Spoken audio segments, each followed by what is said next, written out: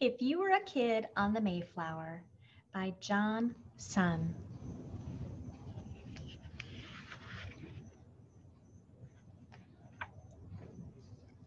Searching for a new home. England is a country that lies across the Atlantic Ocean from America. 400 years ago, there was one official religion there. It was called the Church of England. But some English people, called Puritans, wanted to worship differently. One group of Puritans, called the Separatists, left England. They spent some time in Holland. Then they decided to sail to America and build a new home. These people became the group we know today as the Pilgrims.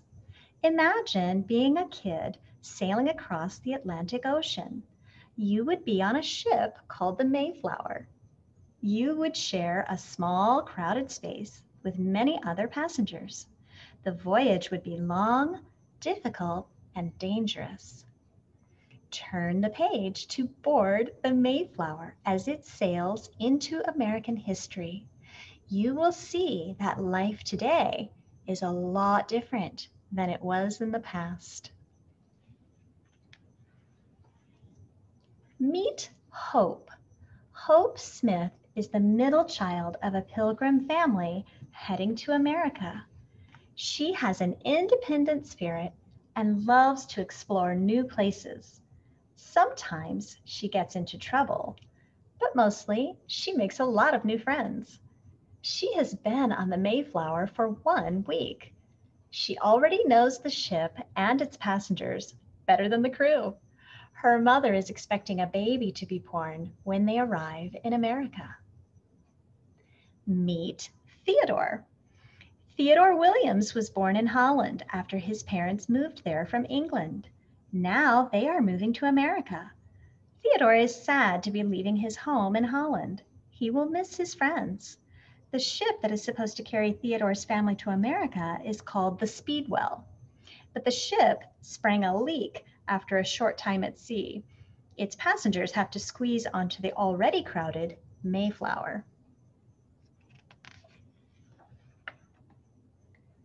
Theodore stayed close to his father and mother as they boarded the Mayflower.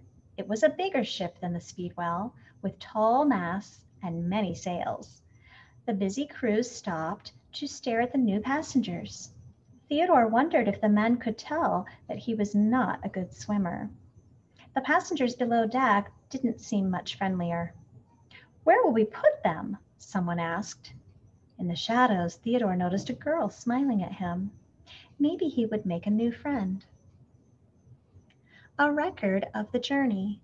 How do we know about the Pilgrims and their journey?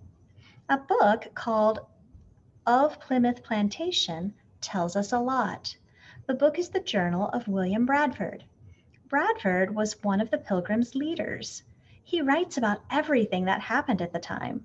The Mayflower's trip across the ocean is one subject. He also writes about how the Pilgrims built a settlement in what is now Massachusetts. This is the original of this important book and is kept at the State Library of Massachusetts in Boston.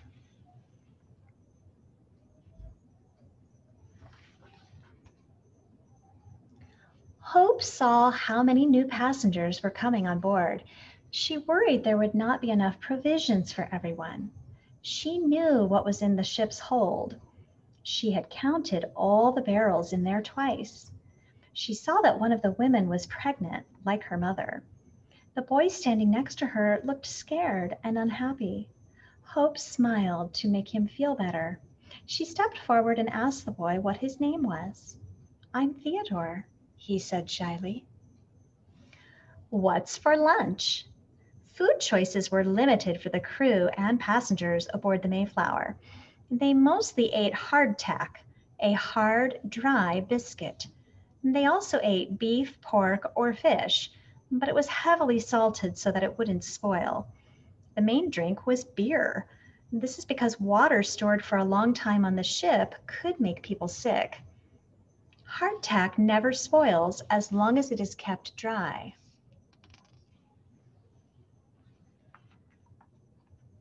Hope's parents helped Theodore's family settle into the crowded space. Hope asked her new friend if he wanted to see the rest of the Mayflower. But the ship's master told us not to nose around, Theodore said. Don't worry, said Hope. No one will even notice us. I know all the best hiding spots. No room of your own. The Pilgrims could not afford to travel on a passenger ship. The Mayflower was a small cargo ship called a carrack. It wasn't meant to carry passengers, especially for long distances. Passengers were allowed a few belongings each. There were no rooms or beds. The Pilgrims all had to share space with their neighbors.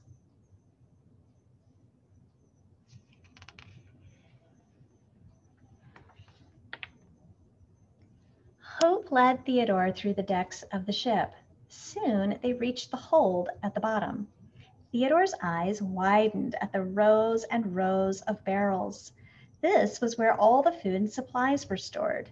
They would need these for the long voyage. There were also all kinds of tools. Some of them were things Theodore had never seen before. Hope noticed Theodore looking at the tools. We will use them to build our homes in America, she said. Fire away. At sea, the Mayflower was at risk of attacks from other ships. Why would anyone attack the Pilgrims? Pirates and other ships might attack to steal supplies. The Pilgrims had to be able to protect themselves from enemies. There was no one else around to help them. So the Pilgrims had 12 cannons aboard the Mayflower.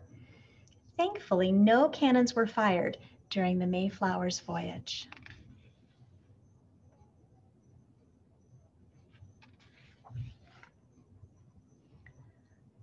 Let's go up on deck, Hope said. I want you to meet a friend.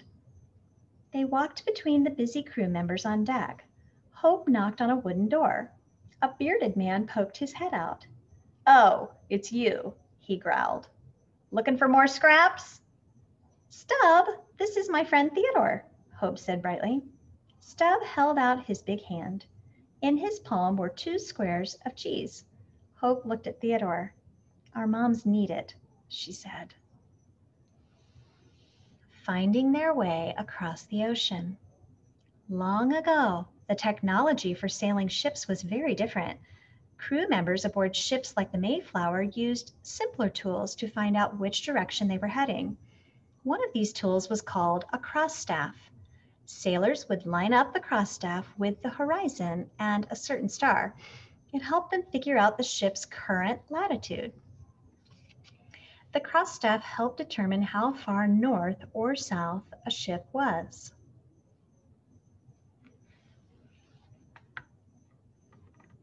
A few days later, provisions were running low. Stubb continued to sneak bits of food to Hope and Theodore. They brought the food back to their mothers. The rest of the time, the 2 friends had little to do. They watched each other get dirtier and smellier. One day, they were sitting in a circle of rope, counting clouds. Theodore heard the ship's master yelling. He looked out and saw the horizon growing very dark. A crew member ran past them toward a mast. Get below, children, he cried. It's a storm. Hard work. Sailing on a ship took hard work, day and night. Sails needed to be mended. Decks needed to be kept clean. Any leaks in the ship had to be plugged quickly. Someone always needed to be watching out for storms, waves, and other dangers. Others handled the work of moving sails and steering the ship. Crew members took turns sleeping. That way, there were always people awake to guide the ship. This device is a capstan. It was used to lift cargo, cannons, and other heavy items. Several of the strongest crew members would turn the capstan's wheel to operate it.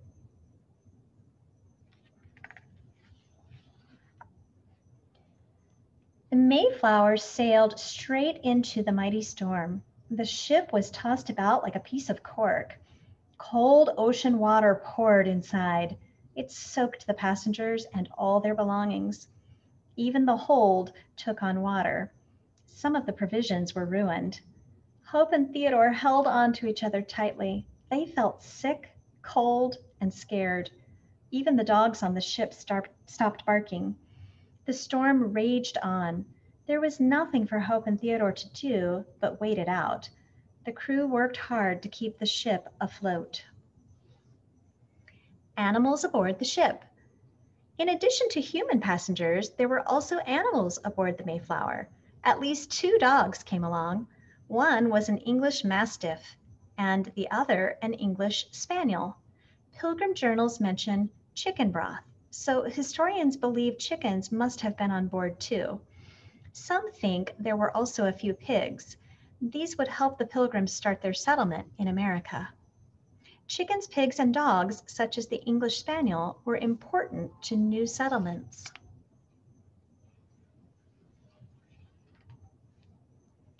Days later, the dark clouds gave way to clear blue skies. But it was not the end. Another storm soon crashed into the Mayflower. Huge waves blasted the ship. The wind blew so hard that a beam snapped. The kids joined the other passengers for an emergency meeting. They would need to repair the beam or turn back. Hope and Theodore looked at each other. "The tool's in the hold," they both shouted. The ship's master smiled. "Exactly," he said.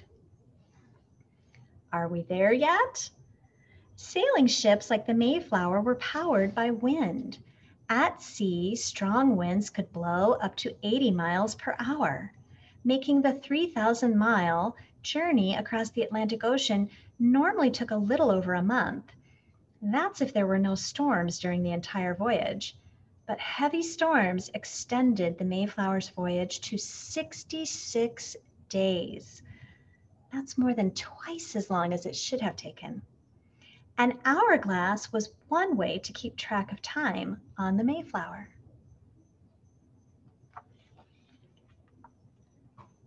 With everyone's help, the broken beam was soon repaired.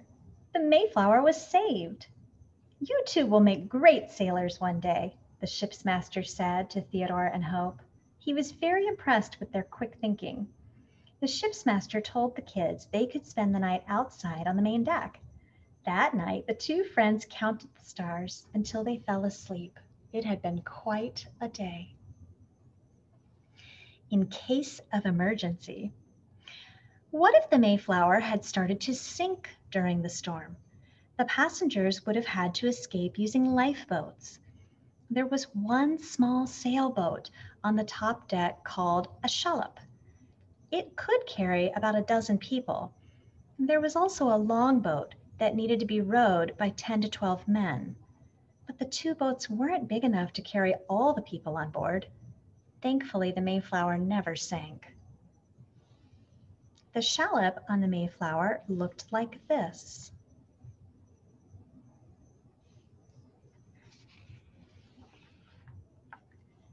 The next morning, Theodore woke up and rubbed his eyes. He saw Hope leaning out over the ship's rail. "What is it?" he asked. "Land!" cried Hope. Theodore jumped up and scrambled next to his friend. There it was! Land as far as the eyes could see. Somewhere on board, a baby cried. Theodore and Hope looked at each other. Did one of them have a new brother or sister? They ran below deck to find out.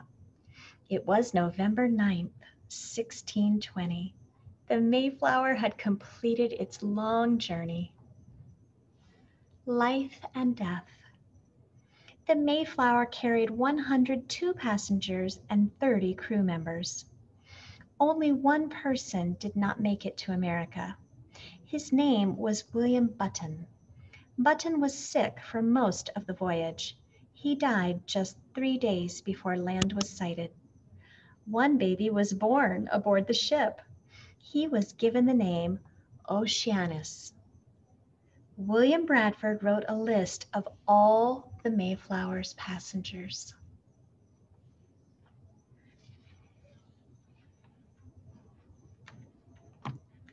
Plymouth, England, the Atlantic Ocean. Cape Cod, Plymouth colony. This is the route of the Mayflower.